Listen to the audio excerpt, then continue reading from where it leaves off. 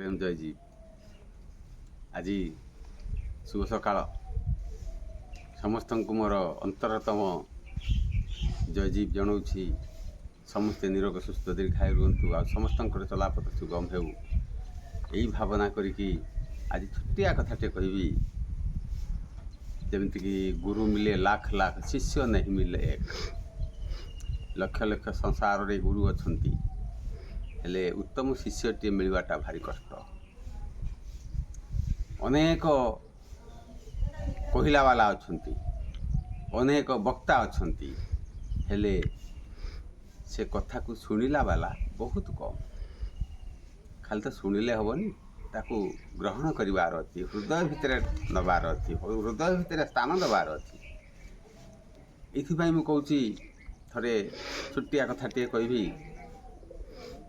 ଜଣେ ଶିଷ୍ୟ ସେ ପ୍ରତ୍ୟେକ ଦିନ ସତ୍ସଙ୍ଗ ଶୁଣିବାକୁ ଯାଉଥାଏ। ସେ ସାଧୁ ଜଣକ ସତ୍ସଙ୍ଗ କରୁଥାନ୍ତି, ସେ ସତ୍ସଙ୍ଗ ଶୁଣିବାକୁ ଯାଇଥାଏ। ସତ୍ସଙ୍ଗରେ ସେ ଶୁଣିଲା ଯେ ସାଧୁ ଜଣକ କହୁଛନ୍ତି, ଯଦି ଇଏ ସଂସାର ରୂପକ ବୈତରଣୀରୁ ପାର ହେବାକୁ ହୁଏ, ତାହେଲେ ମୋ କଥାଟା କେବଳ ଶୁଣ।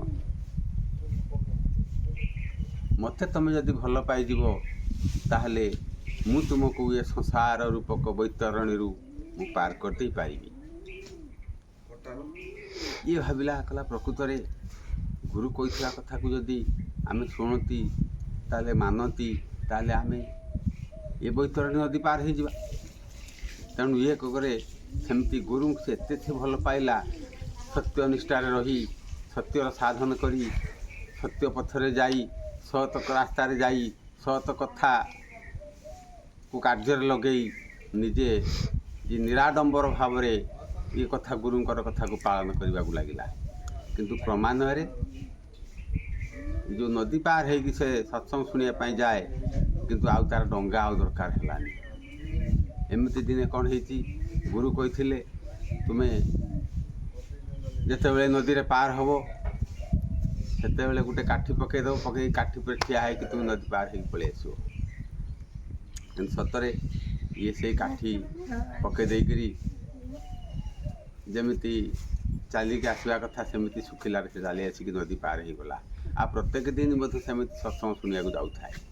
ଇତି ଅବସରରେ ଥରେ କ'ଣ ହେଇଛି ଯେ ତାଙ୍କ ଘରେ କିଛି ଗୋଟେ ଉତ୍ସବ ପଡ଼ିଲା। ସେହି ସମୟରେ ସେ ସାଧୁକୁ ନିମନ୍ତ୍ରଣ କଲା, ଗୁରୁଜୀ ଯେ ଆପଣ ଆମ ଘରକୁ ଟିକେ ଆସିବେ, ଆମର ଗୋଟେ ମୋ ବାପାଙ୍କର ଜନ୍ମଦିନ ମୁଁ ପାଳନ କରୁଛି, ଆପଣ ସେଇଠିକି ଟିକେ ଆସିବେ। ତେଣୁ ସାଧୁ କହିଲେ, ହଉ ଯିବା। ତେଣୁ ସାଧୁ ଯେତେବେଳେ ଆସୁଛନ୍ତି, ଇଏ ଆଗରେ ଚାଲିଛି, ସାଧୁ ପଛରେ ଆସୁଛନ୍ତି। ଇଏ ସେ ନଦୀ ପାଖରେ କିଛି ଗୋଟେ କୁଟା ପକାଇ ଦେଇକରି ନଦୀ ପାର ହେଇକି ପଳେଇ ଆସିଲା। ସାଧୁ ଠିଆ ହେଇଛନ୍ତି। ଶିଷ୍ୟ ଜଣକ ଡାକୁଛନ୍ତି, ଗୁରୁଜୀ ଆପଣ ଆସୁନାହାନ୍ତି। କହିଲା, କେମିତି ଯିମି, ଡଙ୍ଗା ତ ନାହିଁ, କେମିତି ଯିମି? କହିଲା, ଆରେ ମୁଁ କେମିତି ଆସିବି, ସେମିତି ଆସୁନାହାନ୍ତି। କହିଲା, ତୁ କେମିତି ଗଲୁ? କହିଲା, ଆପଣ ଯେମିତି କହିଥିଲେ ମୁଁ ସେମିତି ଆସିଛି। ତେଣୁ ଗୁରୁ ସେ କଥାକୁ ଭୁଲି ଯାଇଛନ୍ତି। କ'ଣ କହିଦେଇଥିଲେ କେତେବେଳେ ସେ ନିଜେ ଭୁଲି ଯାଇଛନ୍ତି। କହିଲେ, ବଡ଼ ଆଶ୍ଚର୍ଯ୍ୟ କଥା ଯେ ମୁଁ କେମିତି ଯିମି? ନା, ତମେ ନଦୀରେ ମୁଁ ଯେମିତି ଆସିନି, ତମେ ତ ବିନା ଡଙ୍ଗାରେ ତ ମୁଁ ଆସିଛି, ଆଉ ତମେ ବି ସେମିତି ପଳେଇ ଆସ। ତେଣୁ ଯାହା ହଉ, ସେଇଠି ଗୁରୁ ଜଣକ ବୁଝିଲେ ଯେ ପ୍ରକୃତରେ ଇଏ ମୋତେ ସେ ଗୁରୁ ଭାବରେ ଗ୍ରହଣ କରିଛି, ହେଲେ ମୁଁ ମୋ ଗୁରୁଙ୍କୁ ମାନିପାରି ନାହିଁ। ମୋ ଗୁରୁ କହିଥିବା କଥାକୁ ମୁଁ ନିଜେ ପାଳନ କରି ନାହିଁ। ତେଣୁ ଇଏ ସଂସାର ହେଉଛି ଖାଲି କଥାରେ କଥାରେ ଚାଲିଛି। ଆପଣମାନେ ତ ଦେଖୁଥିବ, ଆଉ ପ୍ରତ୍ୟକ୍ଷ ଦର୍ଶନ କରିକି କିଛି କାର୍ଯ୍ୟ କରିବା ଆଉ ହେଉନାହିଁ। ସବୁ ସୂକ୍ଷ୍ମରେ ସୂକ୍ଷ୍ମରେ ହେଉଛି। ତେଣୁ ସେଥିପାଇଁ ଆପଣମାନଙ୍କୁ ମୋର ନିବେଦନ, ଆପଣ ପ୍ରକୃତରେ ଇଏ ସଂସାରରେ ସବୁଠାରୁ ଶ୍ରେଷ୍ଠ ମାତା ହେଉଛନ୍ତି ପିତାମାତା, ଶ୍ରେଷ୍ଠ ଗୁରୁ ହେଉଛନ୍ତି ପିତାମାତା, ଆଉ ସମାଜରେ ଯେ ଗୋମାତା ହେଉଛନ୍ତି ଶ୍ରେଷ୍ଠ। ତେଣୁ ତାଙ୍କର ରକ୍ଷଣ ଭକ୍ଷଣ ଆପଣ ଭାବନା କରନ୍ତୁ।